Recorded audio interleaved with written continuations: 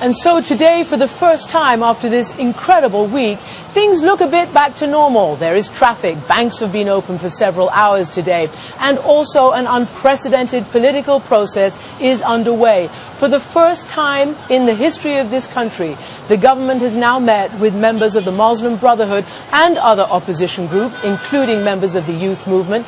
But the Muslim Brotherhood is banned here, and yet the powerful Vice President Omar Suleiman has now been meeting with them.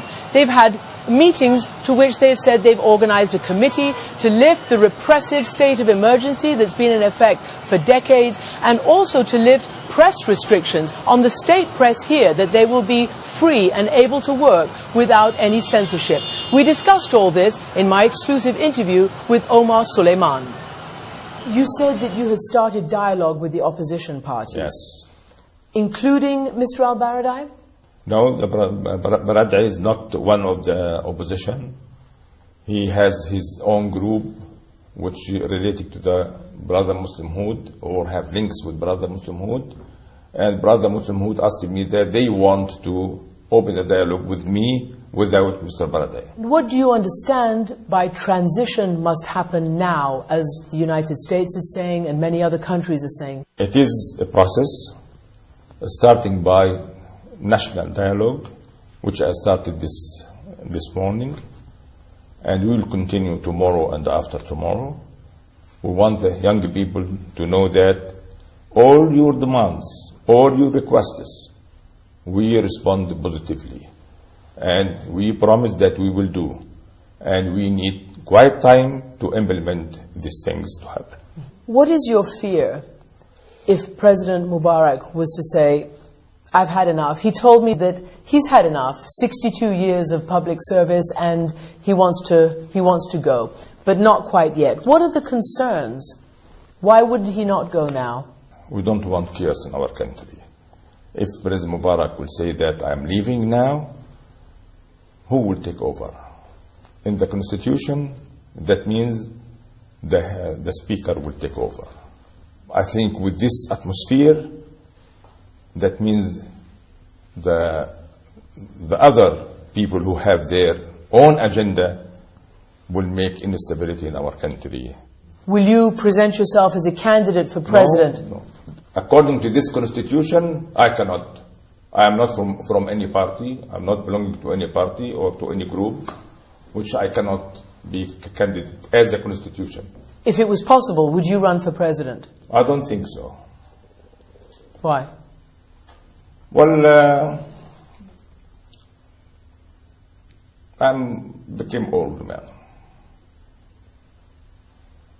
I did a lot for the country, and I have no umptions to be president of this country. When the president asked me to be vice president, I accepted directly, just to help the president in this critical time. When you see what's happening on the streets of Egypt, of Tunisia, and now of Jordan, and Yemen, and Syria, what do you think? These are young people who want a different world. This is the Islamic current who push these people. You think that? Yes.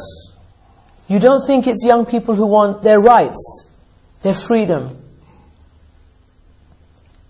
I don't think that's only from the young people. Others are pushing them to do that. In many parts of the Arab world, there's been no democracy. Do you not think the young people in today's world, connected to the internet, seeing everything that they see, do you not think that it comes from their hearts? It's facilitated to talk all together.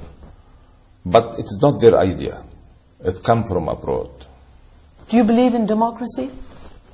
For sure, everybody believes in the democracy. So do you not... But when you will do that? When the people here will have the culture of democracy. We know what the opposition wants.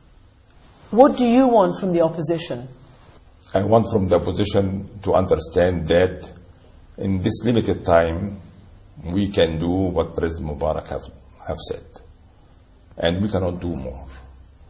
And when new president will come, you will have more time to to make any changes you want. What message do you have for the young people who are still standing and still in that Liberation Tahrir Square? We can say only go home. We cannot do more than that. We cannot push them by force. Everybody have to go home. We want to have normal life. We don't want anybody in the streets. Go to work. Bring back once again the tourist. Go to the normal life. Save the economy of the country. Mr. Vice President, thank you very much for being with us. Thank you.